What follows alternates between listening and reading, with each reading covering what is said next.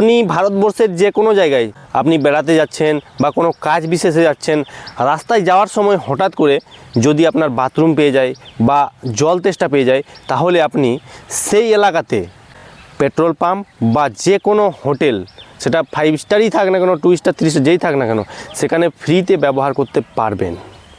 বিশেষ করে মেয়েদের ক্ষেত্রে একটা লজ্জাজনক হয়ে দাঁড়ায়, যার জন্য যদি কখনও রাস্তায় এই ধরনের বাথরুম পেয়ে যায় বা জল তেষ্টা পেয়ে যায়, তাহলে আপনারা ফ্রিতে আমনে সামনে দেখবেন পেট্রোল পাম্প বা যে কোনো হোটেল দেখবেন, সেখানে চলে যাবেন আর সেখানে সেটা আপনার নিঃশুল্ক ব্যবহার করতে পারবেন।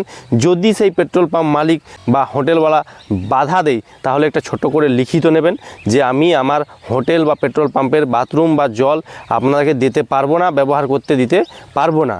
বাস এইটুকু।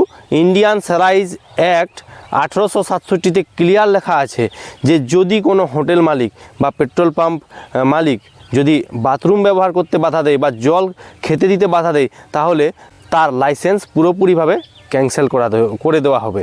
তাই আপনারা নিশ্চিতভাবে সেখানে গিয়ে ব্যবহার করতে পারবেন। আর ভিডিওটাকে শেয়ার করে দেবেন। প্রত্যেকটা মানুষের জেনে রাখা দরকার আছে, যাতে কোনো সময় এরকম অসুবিধায় যদি পড়েন, তাহলে সেটা সলভ করতে পারবেন।